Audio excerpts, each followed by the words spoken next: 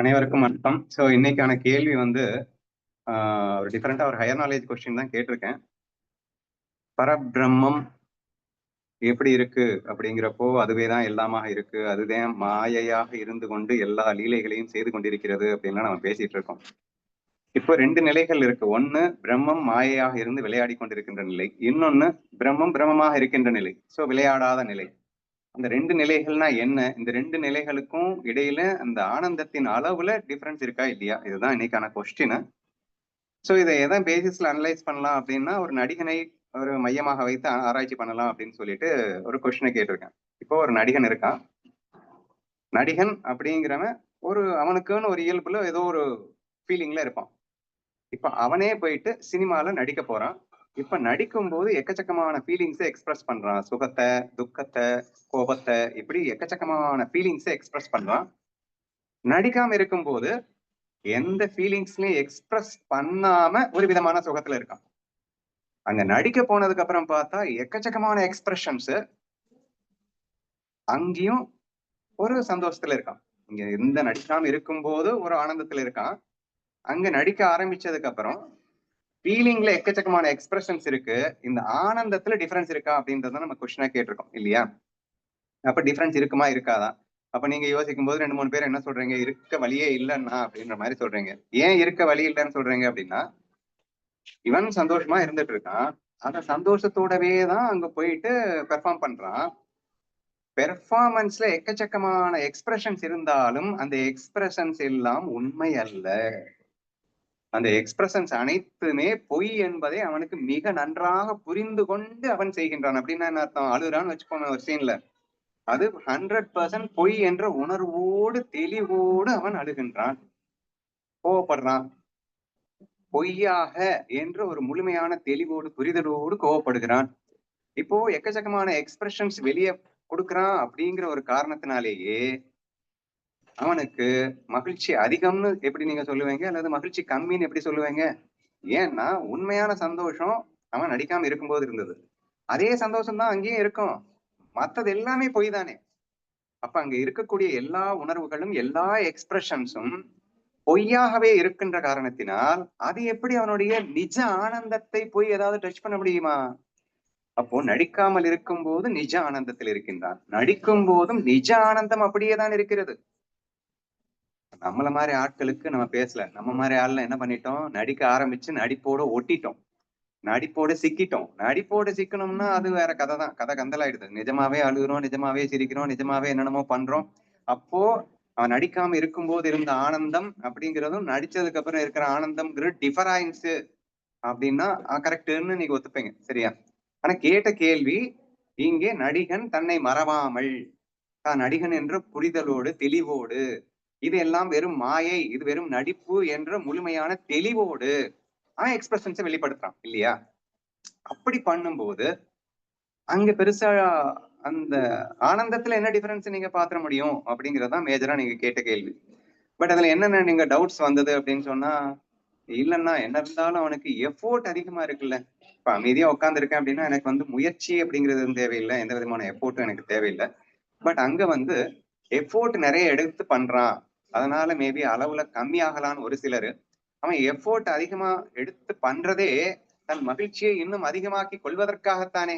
சும்மாவே உட்கார்ந்தா போர் அடிக்குது, இன்னும் கொஞ்சம் எஃபோர்ட் எடுத்து என்ஜாய் பண்ணலாம் அப்படின்னு சொல்லிட்டு அவன் என்ஜாய்மெண்ட்டுக்காக தான் அந்த எஃபோர்ட் எடுக்கிறான். பொய் என்று புரிந்து ஆனந்தத்தை அதிகரிப்பதற்கான எஃபோர்ட் தானே அது. அப்ப எஃபோர்ட் இருக்கு, இங்க எஃபோர்ட் இல்ல அப்படிங்கிறதுனால ரெண்டு பதிலா வருது. எஃபோர்ட் இருக்கு, ஆனா அது அதிகமான ஆனந்தத்தை கொடுக்கும். எஃபோர்ட் எடுக்கிறான், அதனால ஆனந்தம் கம்மியா வரும். அப்படின்ற ஒரு ஆஸ்பெக்ட் உள்ள அனலைஸ் பண்ணா கூட எனக்கு பெருசா டிஃபரன்ஸ் தெரியல. ஏன்னா எஃபோர்ட்டும் பொய் தானே. இப்போ அவன் நடிக்கிறதுக்காக அவன் எடுத்துக்கொள்ற அந்த முயற்சிங்கிறது பொய் என்று புரிந்து கொண்டுதானே முயற்சி செய்கின்றான். இதனால் ஆகப்போவது எதுவும் இல்லை என்று மிக தெளிவான புரிதலோடு அந்த முயற்சியும் கூட பொய் தான். இப்ப கனவுல என்ன வேணா நடக்கட்டும், அங்க 1008 எஃபோர்ட் எடுத்தாலும் அது உண்மையான எஃபோர்ட் ஆயிடுமா? கனவில் எடுத்த முயற்சி எப்படியோ அப்படித்தானே நடிப்பில் எடுக்கின்ற முயற்சியும் ஆகிறது என்ற ஆஸ்பெக்ட்ல இருந்து யோசிச்சு பாத்தீங்கன்னா, அவங்க எஃபோர்ட் எடுக்கிறாங்க அப்படிங்கிறதுனால அவனுக்கு அதிகமான ஆனந்தம் கிடைச்சிடும் அப்படின்னு எப்படி சொல்ல முடியும் அப்படின்னு கேட்கலாம், அல்லது கம்மி வந்துரும் அப்படின்னு சொல்லலாம். இப்ப வேற என்ன வித்யா கேட்கும்போது என்ன சொன்னா அப்படின்னா, அமைதியாக அமர்ந்திருப்பது ஒரு ஆனந்தம் என்று பிரம்மம் அமைதியாகவே இருந்திருக்கலாமே. ஆனால் பிரம்மம் ஏன் விளையாட வந்தது, ஏன் மாய லீலைகள் இந்த உலகமா எடுத்து வந்தது, அது தன்னை தான் இன்னும் அதிகமாக அனுபவிக்க வேண்டும் என்று கருதிதானே. அப்ப மேபி அது வெளியே வந்ததே தன் ஆனந்தத்தை இரட்டிப்பாக் கொள்வதற்காகத்தான் இருக்கலாம் அல்லவா. சோ தேர்ஃபோர் மேபி அந்த நடிப்பின் சுகம் ஆனந்தம் அதிகமாக ஏன் இருக்க முடியாது என்ற ஒரு கேள்வியும் அங்கே எழுகின்றது அப்படிங்கிறது உண்மைதான். இதை நம்ம எப்படி அணுகலாம் அப்படின்னு சொன்னா, அதாவது அமிர்த அனுபவல என்ன சொல்லியிருக்காரு, சிவம் சக்தி தன் ஒன்றுபட்ட நிலையை விட்டுவிடாமலேயே விளையாட்டிற்காக இரண்டாக பிரிகிறது அப்படின்னு சொல்றாரு. இப்ப இரண்டாக பிரியும் போது அந்த ஒன்றுபட்ட நிலையை விட்டுவிடாமலேயே பிரிகிறது அப்படிங்கிற ஒரு வார்த்தையை நல்லா புரிஞ்சுக்கணும். இரண்டாவது வார்த்தை, அதாவது தன்னில் தான் எண்ணிறந்த வகையிலே அன்பை வெளிப்படுத்தி மகிழன்னு ஒரு பாட்டுல சொல்லியிருக்காரு. சோ எக்ஸ்பிரஷன் ஆஃப் லவ் அப்படின்னு ஆங்கிலத்துல சொல்றோம். இங்க அமைதியாக இருக்கும் போதும் that is also expression of love தானே. அமைதியா உட்கார்ந்துருக்கு, அன்பின் வெளிப்பாடு, அதையும் அன்பின் வெளிப்பாடுன்னு சொல்லலாம். அதே சமயத்துல ஆக்ஷன்ஸ், எல்லா ஆக்ஷன்ஸுமே, அடிக்கிறதும் அன்பின் வெளிப்பாடு தான், அரவணைக்கிறதும் அன்பின் வெளிப்பாடு தான். இங்க இருக்கக்கூடிய எல்லா ஆக்ஷனுமே அன்பின் வெளிப்பாடு என்ற அடிப்படைகளை நம்ம பார்க்கணும். அப்ப அந்த பாட்டுல என்ன சொல்லியிருக்கு, அன்பை எண்ணிறந்த வகையிலே வெளிப்படுத்தி மகிழ்வதற்காக உலகமாக விரிந்தது அப்படின்னு சொல்றோம். சரியா? நல்லா புரிஞ்சுக்கணும். இங்க ஆனந்தம் அப்படிங்கறதுதான் கேள்வி. ஆனந்தத்துக்கும் அன்புக்கும் மட்டும்தான் சம்பந்தம் இருக்கே தவிர வெளிப்படுத்துறதுக்கும் அன்புக்கும் சம்பந்தம் இல்லைன்றத நீங்க புரிஞ்சுக்கிட்டீங்கன்னா அது கன்ஃபியூஷன் வராது அப்படின்னு நினைக்கிறேன். ஒருத்தன் அன்பானவனாக இருக்கின்றான், ஒருவன் அன்பை வெளிப்படுத்தி மகிழ்ந்து கொண்டிருக்கின்றான். அன்புனாலே ஆனந்தம் தான். அன்பை அவன் அமைதியாக அன்போடு இருந்தாலே ஆனந்தம் தான், அந்த அன்பை வெளிப்படுத்தினாலும் ஆனந்தம் தான். அவன் நிறைய வேஸ்ல எக்ஸ்பிரஸ் பண்றான், அதனால அவன் மகிழ்ச்சியாக இருக்கின்றான், அல்லது அவன் எக்ஸ்பிரஸே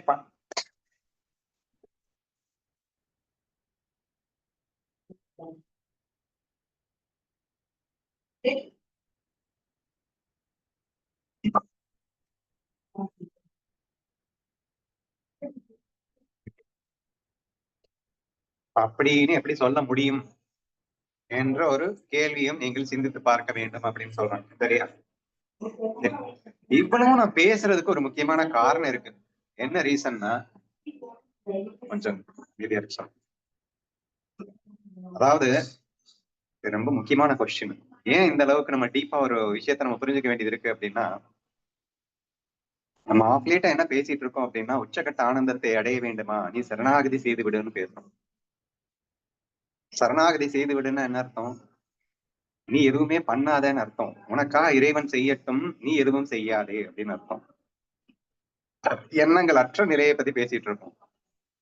அப்போ உண்மையான ஆனந்தம், உண்மையான மகிழ்ச்சி என்பதே நீ அமைதியில் தான் இருக்கின்றது என்பதை உணர்த்துவதற்காகத்தானே சரணாகதி அடைந்த பக்தனை பற்றி நாம் பேசிக் கொண்டிருக்கின்றோம்.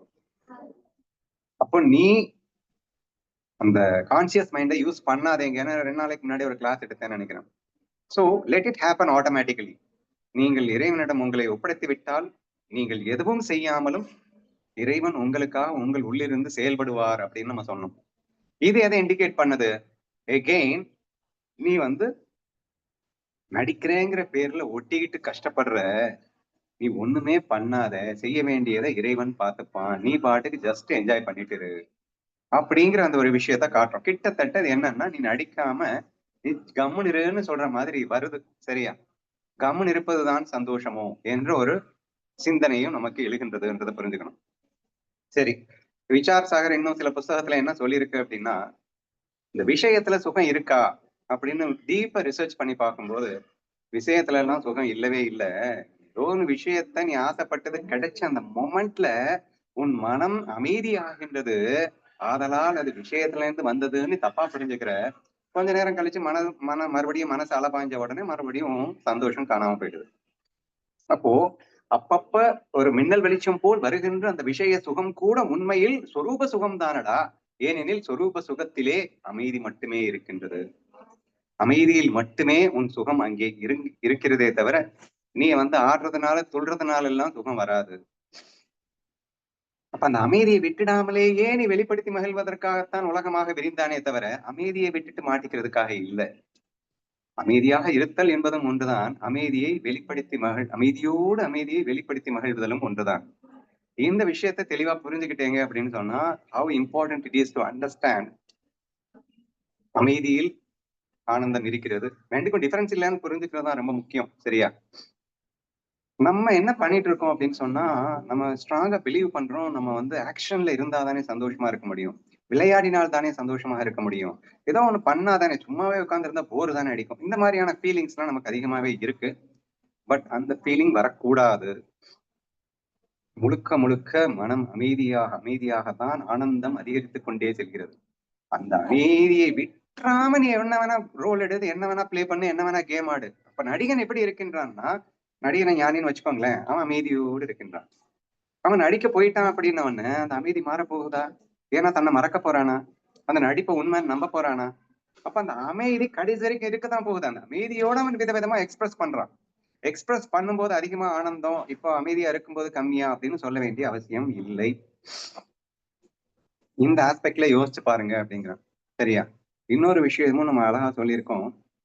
டீப் ஸ்லீப்ல நமக்கு சுகம் இருக்கா இல்லையா நமக்கு தெரியாது. ஏன்னா டீப் ஸ்லீப்ல நம்ம இருக்கோமா இல்லையா நமக்கே தெரியல. ஆனா ஒண்ணு தெரியுது, அந்த தூக்கத்துல நல்லா தூங்கிட்டு இருக்கும்போது யாராவது தட்டி எழுப்பும் போது அரைகுறை தூக்கம் அப்படிங்கிறப்போ நல்லா தெரியுது அது சுகம்.